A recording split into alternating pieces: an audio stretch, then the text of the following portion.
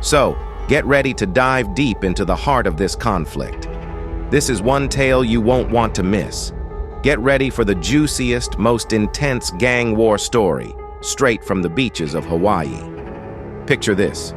Families playing Oh shit, it's about to get ghetto. in the gentle waves, tourists snapping photos of the sunset, all while just a few miles away, members of the Crips and Bloods were engaged in a deadly game of cat and mouse. For most visitors to Hawaii, the idea that there is danger lurking beneath the surface is almost laughable. This is Hawaii, the home of sunshine and so many smiles.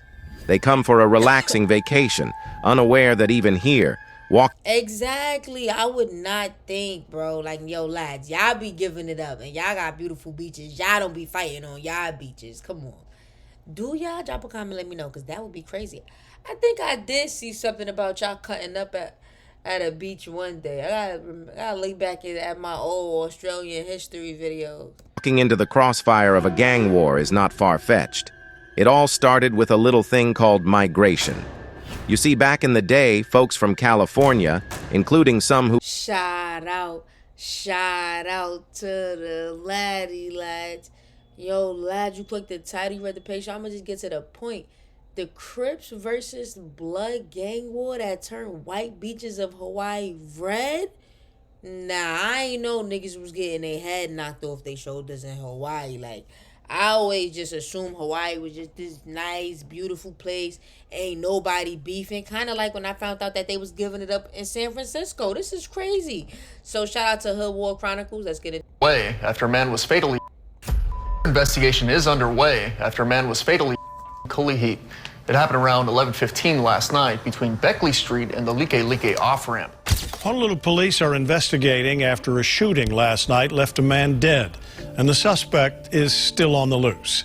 Police say it happened shortly after 11 p.m. near Honowai Neighborhood Park. This is the trenches out here. Nah, that don't even sound like niggas is giving it up crazy. Hanawai? How you say it? Hanawai? Left a man dead, and the suspect is still on the loose. Police say it happened shortly after 11 p.m. near Honowai Neighborhood Park. Honowai? Nah, I mean, that sound like it's mad beautiful and all that. Nah, niggas is getting their head knocked off their shoulders. Park. This is the trenches out here. I'm telling you right now, nobody can just be walking like this through here like this, bro, for real. I know, guys. This one sounds real strange. Blood and Crips in Hawaii, that paradise we all want to visit. Who would have thunk that? It's stranger than fiction, guys, but it's as real as it gets. And these guys mean business, no doubt. Not only are there Crip and Blood gang members in Hawaii, these guys ain't playing, I tell you. That's like that hood down there, that's like Crips, straight Crips. That's get the SOS, the R9, get all those. And up here is like Eastside Power Rules, Blood. Nah, these niggas is sanctioned and all that. Imagine that, right in Hawaii, guys. The thing is, the Crip and Blood gangs in Hawaii are so entrenched that their gang wars reportedly paint the beaches of Hawaii red sometimes. Trust me, you're in for a wild ride, guys. Picture this. A clash between Yo, spark the blunt. We about to learn some history today. I did not know it was like this in Hawaii, bro. No funny. two rival gangs straight out of a movie. It's like something you'd hear whispered about on the streets. But this time, it's real. These gangs, the Crips and the Bloods, brought their beef all the way from LA to the paradise of Hawaii. Rumor has it, tensions keep boiling over so much that what ensues is nothing short of chaotic. Think beach brawls, turf wars, and showdowns under... Nah, I can't see niggas having a whole punch on and like on the beach, bro. No funny, like, bro, it's sand around. Like, how you even getting through the... I mean, you couldn't, but like... And then it's mad beautiful. Women around, you know what I mean? Like, nah, I can't believe niggas is getting their head knocked off their shoulders at the beach. Like, can you imagine you just getting a tan, you chilling, you and your shorty? Bro, what the fuck? Niggas get their head knocked off their shoulders while you was just chilling, like, sipping your pina colada, whatever the case may be. Nah, bro. But that's why I like watching shit like this. Now I know when I'm in Hawaii, I'm be like this, looking all around, because even at the beach is giving it up, like. Under the island sun. But here's where it gets interesting. This isn't just any gang rivalry. It's a clash of cultures, of histories, and of identities. It's a story of power, loyalty, and survival in a place known for its beauty, but hiding a darker side. So, get ready to dive deep into the heart of this conflict. This is one tale you won't want to miss. Get ready for the juiciest, most intense gang war story, straight from the beaches of Hawaii. Picture this. Families playing Oh shit, it's about to get ghetto. in the gentle waves, tourists snapping photos of the sunset, all while just a few miles away, members of the Crips and Bloods were engaged in a deadly game of cat and mouse. For most visitors to Hawaii, the idea that there is danger lurking beneath the surface is almost laughable. This is Hawaii, the home of sunshine and so many smiles. They come for a relaxing vacation, unaware that even here, Exactly. I would not think, bro. Like, yo, lads, y'all be giving it up, and y'all got beautiful beaches. Y'all don't be fighting on y'all beaches. Come on. Do y'all drop a comment? Let me know, because that would be crazy. I think I did see something about y'all cutting up at a beach one day. I gotta look back at my old Australian history videos. walking into the crossfire of a gang war is not far-fetched. It all started with a little thing called migration. You see, back in the day, folks from California, including some who were part of these gangs, started making their way over to Hawaii. Maybe they were looking for a fresh start, chasing opportunities, or just seeking a change of scenery. Whatever the reason, they brought along the street vibes and gang culture they knew back home. Now, Hawaii might seem like paradise, but it's got its share of struggles too. Like anywhere else, there are communities facing tough times, grappling with poverty, and trying to find their way in a Nah. I always thought the whole Hawaii was just paradise. You see why you gotta watch these things, man? You learn from these things. complex world. And that's where the Crips and Bloods found their opening. Here's the kicker. With their established reputation and structures from LA, these gangs didn't waste any time making moves in Hawaii. Rumor has it they saw the islands as ripe for the taking, with new territories to claim and a market for their activities. But it wasn't just about territory, it was about something deeper, a sense of belonging, identity, and power. For some, joining a gang offered a sense of family they might not have had elsewhere. For others, it was about survival in neighborhoods where opportunities seemed scarce. But here's where it gets interesting. As the Crips and Bloods established themselves in Hawaii, they didn't just replicate what they knew from the mainland, they adapted to the local scene, blending their style with Hawaiian culture and slang, creating something entirely new. You see, in Hawaii, ohana, family, is everything. And these gangs, in their own Ohana. Yo, lads. Ohana. You know what I'm saying? Because y'all my family for real. twisted way, became a sort of ohana for their Yo, this shit reminded me of like New Zealand. You know what I mean? I'm getting like a New Zealand vibe from this. Like the way they move and shit. members. They had their own rituals, their own codes, their own way of doing things. But they didn't stop there. The gangs started throwing their weight around, pushing out anyone who got in their way. They'd intimidate beachgoers, vandalize property, and even resort to violence to assert their dominance. But hey, they're not just chilling in Hawaii. They've got connections all over, even on the mainland and in other countries. These Hawaiian gangs weren't just sticking to their own turf. They started getting into some serious businesses, like drug tea. Rumor has it, they're moving all sorts of stuff. You name it, they're probably dealing with it. But how are they doing it? That's where the interstate and international connections we spoke about come in. See, these Hawaiian gangs aren't working alone. They've got allies, buddies if you will, in other places.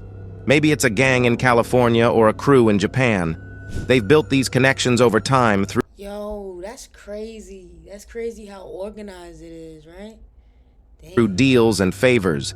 It's like a network of bad guys helping each other out. And here's My bad. I had to sneeze. You feel me? God bless me, right? where it gets juicy. These connections aren't just for sharing tips on how to run a racket. They're about moving goods, drugs, money, you name it, across borders. Picture this. A shipment of something illegal coming into Hawaii from South America. The local gangs get wind of it and decide they want a piece of the action. So they call up their pals in, say, Mexico, and work out a deal to get it through the mainland and into Hawaii. But it's not all smooth sailing. Sometimes these alliances turn sour. Maybe one gang feels like they're getting the short end of the stick, or someone gets greedy. Nah, these Hawaiians look like, some of them look like demons. Like you in the wrong hood in Hawaii, you definitely get your head knocked off your shoulders. It's when things can get messy. Turf wars, fights, you name it. It's like a powder keg ready to explode. And let's not forget about the authorities. They're always trying to crack down on this stuff. But with international connections, it's like playing whack-a-mole. Shut down one route and another one pops up somewhere else. Yo, how do they be getting that shit? I always wondered that. I mean, we watched a few of these shits, like the ships get, like, you know what I mean, investigated and shit, and the police find all the work. But, like, how else? I don't know. I'd be curious. Like, them niggas don't be nervous every time they sending some shit out, because if that shit go left, like, nigga, all your money, everything. Well, not all your money, but it'd be like a large portion. One incident that really shook things up was a brawl that broke out during a local surf competition.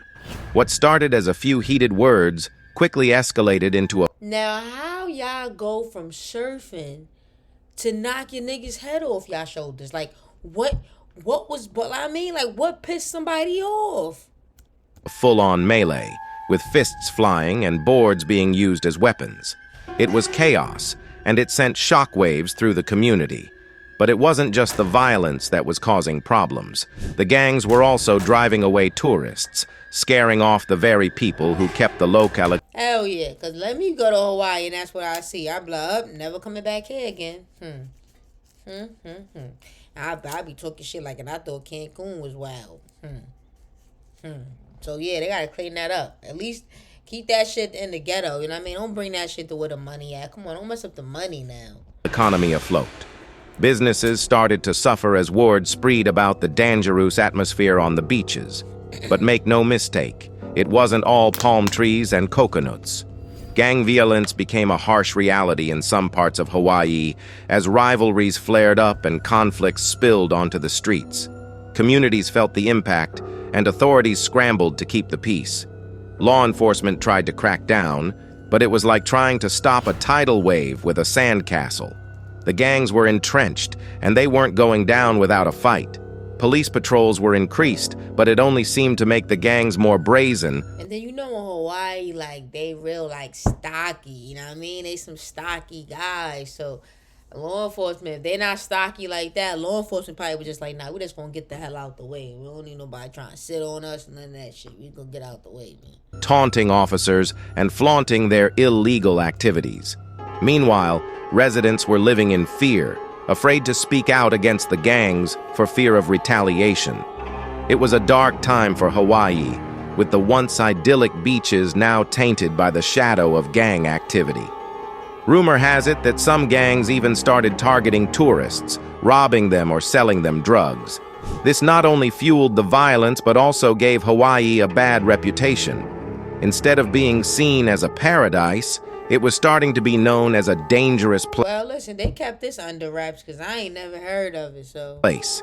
You see, Hawaii thrives on tourism. People from all over the world come to enjoy the beaches, the sun, and the aloha spirit. But if they knew about the gang war, they might think twice about coming. Nah, niggas is still gonna visit, but now niggas is just gonna be more alert, you feel me? That's why the media didn't report everything. They wanted to keep the tourists coming, so they only shared bits and pieces of what was happening.